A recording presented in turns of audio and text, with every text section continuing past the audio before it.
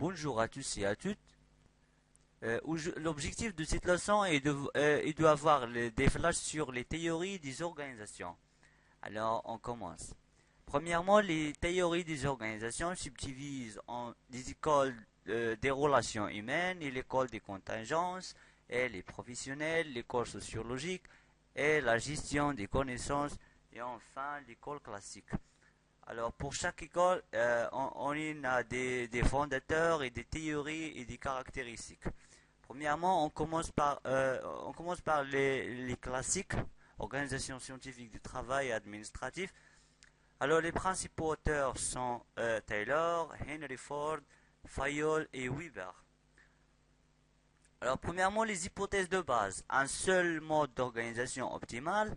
Les tâches sont parcellisées, c'est-à-dire subdivisées, pour que le travail sera organisé et coordonné et contrôlé par la hiérarchie, car l'homme est un simple exécutant incapable d'initiative. Alors, premièrement, pour Frederick Taylor, ingénieur américain, il a fondé la théorie sur l'organisation scientifique du travail, l'OST. L'entreprise est assimilée à une machine. Premièrement, ils disent qu'il faut subdiviser horizontalement le travail, horizontalement et verticalement, il est contrôlé et rémunéré au rendement. Comment on subdivise horizontalement le travail? La division horizontale du travail veut dire que la parcellisation et spécialisation des tâches après analyse des postes vous travaillez pour terminer la meilleure façon de faire. C'est-à-dire, il faut subdiviser les tâches et les spécialiser en des tâches très parcellisées ou bien très restreintes.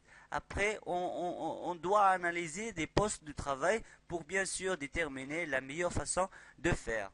Alors, cette théorie, elle est connue parfaitement au monde en One Best Way.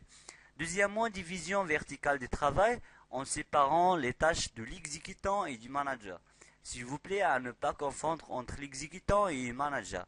Manager, on peut dire que c'est un directeur d'une organisation et l'exécutant, c'est une personne qui fait justement à leur fonction exécuter les ordres, bien sûr, du manager. Et troisièmement, il faut contrôler le travail réalisé car les contremaîtres les contremaîtres sont des personnes qui ont leur fonction, c'est justement de contrôler. Et bien sûr, on rémunère les travailleurs ou bien les ouvriers au rendement pour améliorer la productivité. La rémunération au rendement veut dire bien sûr une rémunération par la tâche, c'est-à-dire on rémunère plus que comment dirais-je, rémunération au rendement, c'est une rémunération qui correspond à un nombre de pièces produites. Alors, par exemple, si on produit 10 pièces pour, par exemple, 100 dirhams, puis on ajoute des pièces produites, puis on rémunère plus. Deuxièmement, l'effort industriel américain. Leur théorie est fondée sur la standardisation des produits et l'OST. Alors Ford rationalise bien sûr l'organisation de la production en reprenant les principes de Taylor. Premièrement, la production en grande série ou bien en grande masse de produits non différenciés pour réaliser des économies d'échelle. Retenez bien s'il vous plaît que les économies d'échelle veut dire que l'augmentation de la production qui accompagne l'augmentation des coûts unitaires, coût de chaque pièce produite. On peut dire que c'est la définition des économies d'échelle. Deuxièmement, travail à la chaîne. Travail à la chaîne, c'est le produit se déplace sur une chaîne de montage. Troisièmement, la spécialisation horizontale, c'est le processus de production et occupera en tâches élémentaires, en tâches bien distinctes, bien parcellisées et bien précisées et bien spécialisées.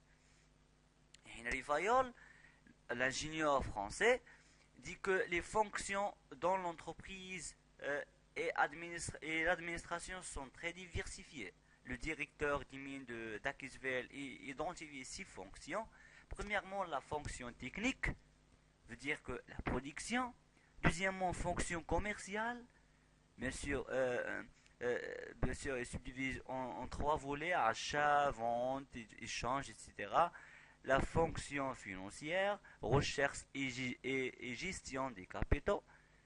Puis, fonction sécurité, protection des biens et des personnes, fonction comptable, compte des résultats, bilan, inventaire, etc. Et la fonction administration, c'est la fonction de direction, bien sûr. Henry Fayol, les missions de la fonction administrative, bien sûr de directeur, on peut dire du directeur. Pour Fayol, l'administration consiste à prévoir, organiser, commander, coordonner et contrôler. PO3C. Prévoir, c'est-à-dire anticiper ou bien réaliser des hypothèses sur l'avenir. Organiser, c'est mobiliser des ressources pour atteindre ses objectifs. Commander, gérer les hommes en donnant des ordres. En donnant des ordres. Coordonner, ce sont des actions faisant converger vers le même objectif. Alors, les actions doivent être très coordonnées, c'est-à-dire doivent être convergées vers le même objectif. Contrôler, bien sûr, pour vérifier que les objectifs fixés seront atteints ou pas. Il énonce 14 principes généraux d'administration à une bonne gestion. Alors pour Max Weber, sociologue et avocat allemand, les sources du pouvoir dans trois types d'organisation. Le fondement de l'autorité dépend du type d'organisation. L'organisation traditionnelle, l'organisation charismatique et l'organisation rationnelle. L'organisation traditionnelle veut dire que le pouvoir est dû au statut, propriété de l'entreprise. La succession est souvent familiale. Deuxièmement, l'organisation charismatique, c'est-à-dire en appliquant un style de commandement autoritaire, c'est-à-dire l'autorité provient des qualités des dirigeants et elle n'est pas transmissible. L'organisation rationnelle, la fonction exercée confère le pouvoir. Weber considère ce type d'organisation comme le plus efficace. Alors les limites du modèle, il faut retenir bien que l'hétérogénéité des organisations n'est pas prise en compte. L'hétérogénéité, c'est tout à fait le contraire de l'homogénéité. Un grand nombre de besoins humains, appartenance, reconnaissance ne sont pas retenus. Et les relations entre les personnes et les groupes ne sont pas traitées.